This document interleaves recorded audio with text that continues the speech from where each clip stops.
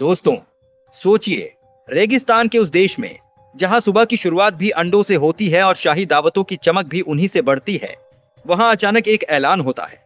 अब भारत से एक भी अंडा नहीं आएगा। फैसला ऐसा कि बंदरगाहों की ओर बढ़ते जहाजों को भी बीच रास्ते से लौटने का संकेत दे दिया गया। जैसे दरवाजा नहीं, पूरी दीवार खड़ी कर दी गई हो। सऊदी अरब, अरब दुनिया का वह नाम जो शान, शेखों और शाही रसोई के लिए जाना जाता है, और उसी देश की रसोई में भारतीय अंडों की एक खास जगह बन चुकी थी। 1990 के दशक से शुरू हुआ यह सफर धीरे धीरे भरोसे में बदला, फिर निर्भरता में। भारतीय अंडे सस्ते थे, स्वाद में अलग थे और बड़े बड़े अमीरों के किचन तक पहुंच चुके थे। फिर एक दौर आया जब बर्ड फ्लू का डर फैला। हपांचनेक वायरस की चर्चा ने कई देशों को सतर्क कर दिया। सऊदी अरब ने भी रोक लगा दी। लेकिन समय बदला। रूस यूक्रेन युद्ध छिड़ा।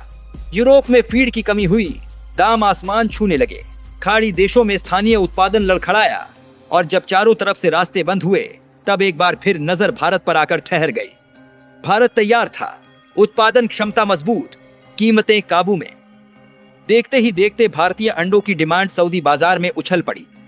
एक्सपोर्ट बढ़ा, कॉन्ट्रैक्ट्स हुए, डिस्ट्रीब्यूटर्स का कारोबार भारत की सप्लाई पर टिक गया।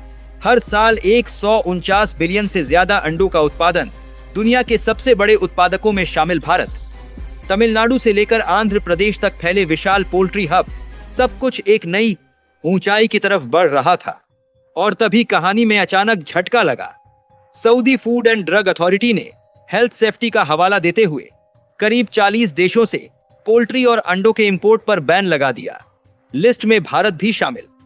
फैसला इतना सख्त कि रास्ते में मौजूद कंसाइनमेंट्स तक रुक गए। ट्रेडर्स सन, बाजार असमंजस में।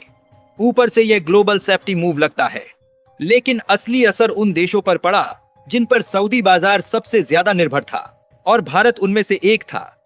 सवाल उठता है, क्या यह कदम दूरदर्शिता है या जल्दबाजी? क्योंकि इसी बीच भारत चुप नहीं बैठा। उसने नजरें घुमाए दक्षिण पूर्व एशिया की ओर। मलेशिया जैसे बड़े कंज्यूमर मार्केट में मांग बढ़ रही थी। वहां की फूड इंडस्ट्री, बेकरी और स्ट्रीट फूड सेक्टर को लगातार सप्लाई चाहिए थी। स्थानीय उत्पादन दबाव में था, फीड कॉस्ट बढ़ी हुई थी। भारत के लिए यह नया दरवाजा खुलता जा रहा था। यानी अगर एक बाजार बंद हुआ तो दूसरा तैयार खड़ा था। और फर्क यही है, पहले भारत सऊदी बाजार पर निर्भर था, अब सऊदी बाजार को सोचना होगा कि वह भारत के बिना कितने दिन संतुलन बनाए रख सकता है, क्योंकि घरेलू उत्पादन हर समय मांग पूरी नहीं करता। पहले भी जब शॉर्टेज हुई थी तो बाहर से बड़े पैमाने पर अंडे मंगाने पड़े थे। इतिहास बताता है कि ऐसे बैन स्थायी नहीं होते। हालात सुधरते हैं, प्रतिबंध हटते हैं, लेकिन इस बार दुनिया बदल चुकी है। डिमांड ज्यादा है, विकल्प ज्यादा हैं, और भारत की स्थिति पहले से कहीं मजबूत है। तो क्या यह फैसला एक रणनीतिक चाल है, या आने वाले समय में सऊदी अरब को ही इसकी कीमत चुकानी पड़ेगी?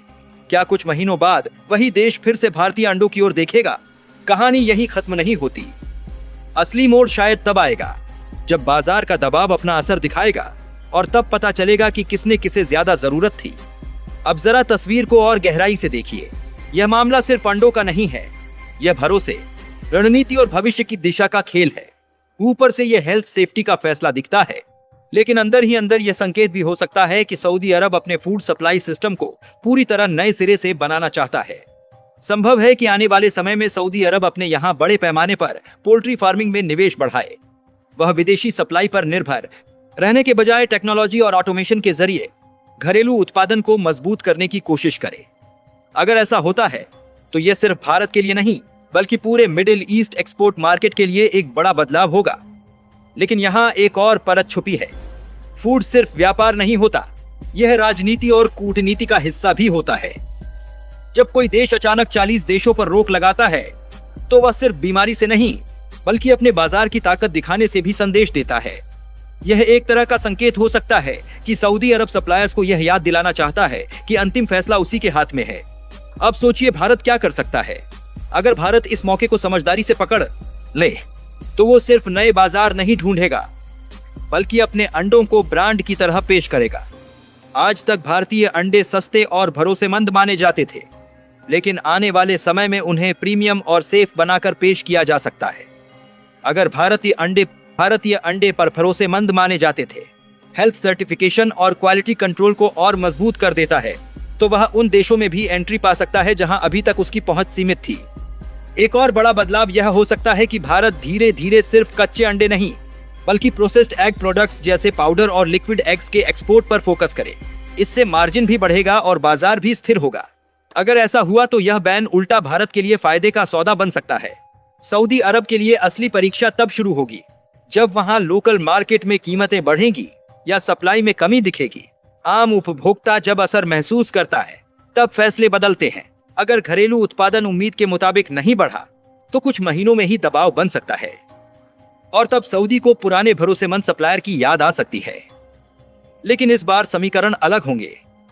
भारत के पास ज्यादा विकल्प होंगे, ज्यादा बाजार होंगे और शायद ज्यादा शर्तें भी होंगी।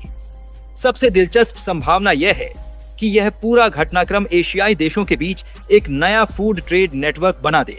अगर भारत, मलेशिया और दूसरे एशियाई देश आपस में सप्लाई और डिमांड का मजबूत चक्र बना लेते हैं तो मिडिल ईस्ट की निर्भरता धीरे धीरे कम हो सकती है। आने वाले सालों में यह फैसला एक छोटी खबर नहीं बल्कि एक बड़े बदलाव की शुरुआत साबित हो सकता है। हो सकता है कुछ समय बाद हम देखें कि भारतीय पोल्ट्री इंडस्ट्री पहले से कहीं ज्यादा संगठित, आधुनिक और वैश्विक हो चुकी है। और तब सवाल यह नहीं होगा कि सऊदी ने इंपोर्ट क्यों रोका, बल्कि यह होगा कि किसने इस मौके को सबसे बेहतर तरीके से भुनाया। आने वाला समय इस कहानी को सिर्फ व्यापार की खबर नहीं रहने देगा, यह एक बड़े बदलाव की शुरुआत बन सकता है। सबसे पहले असर सऊदी बाजार में दिखाई देगा। अगर लंबे समय तक कई देशों से इंपोर्ट बंद रहता है तो वहां सप्लाई पर दबाव बढ़ेगा, कीमतें धीरे धीरे ऊपर जाएंगी। शुरुआत में सरकार सब्सिडी या लोकल प्रोडक्शन को बढ़ावा देकर हालात संभालने की कोशिश करेगी, लेकिन अगर घरेलू उत्पादन मांग के बराबर नहीं पहुंच पाया तो बाजार खुद संकेत देगा कि बाहर से भरोसेमंद सप्लायर की जरूरत है। दूसरी तरफ भारत के लिए यह समय परीक्षा का भी है और अवसर का भी। अगर भारत इस दौरान नए बाजारों में स्थायी जगह बना लेता है तो वह किसी एक देश पर निर्भर नहीं रहेगा। भविष्य में भारतीय एक्सपोर्ट का नक्शा ज्यादा संतुलित और सुरक्षित हो सकता है। इसका मतलब यह होगा कि अचानक किसी एक देश का फैसला पूरे सेक्टर को झटका नहीं देगा। एक और संभावना यह है कि भारत अपनी पोल्ट्री इंडस्ट्री को टेक्नोलॉजी और हेल्थ स्टैंडर्ड्स के स्तर पर और मजबूत करे। अगर सर्टिफिकेशन और बायोसिक्योरिटी को विश्व स्तर का बना दिया गया तो भारतीय अंडे लो कॉस्ट विकल्प नहीं बल्कि सुरक्षित और भरोसेमंद ब्रांड के रूप में पहचाने जा सकते हैं। इससे भविष्य में यूरोप और एशिया के बड़े बाजार भी खुल सकते हैं। सऊदी अरब भी चुप नहीं बैठेगा। हो सकता है वह बड़े पैमाने पर अपने यहाँ पोल्ट्री फार्मिंग में निवेश करे, विदेशी कंपनियों को बुलाए और आत्मनिर्भर बनने की कोशिश करे। लेकिन यह बदलाव रातों रात नहीं होगा। पोल्ट्री सेक्टर में स्थिर उत्पादन बनाने में समय, फीड सप्लाई और मजबूत सिस्टम की जरूरत होती है।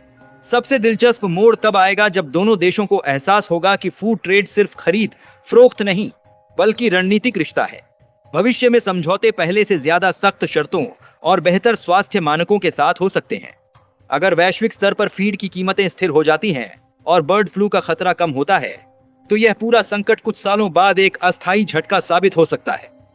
लेकिन अगर दुनिया में सप्लाई चेन की अस्थिरता जारी रहती है तो भारत जैसे बड़े उत्पादक देशों की अहमियत और बढ़ेगी।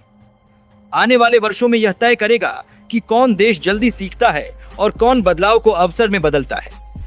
हो सकता है कुछ समय बाद यह घटना भारतीय पोल्ट्री इंडस्ट्री के लिए उस मोड़ की तरह याद की जाए जब उसने सीमित बाजार से निकलकर वैश्विक पहचान की तरफ कदम बढ़ाया।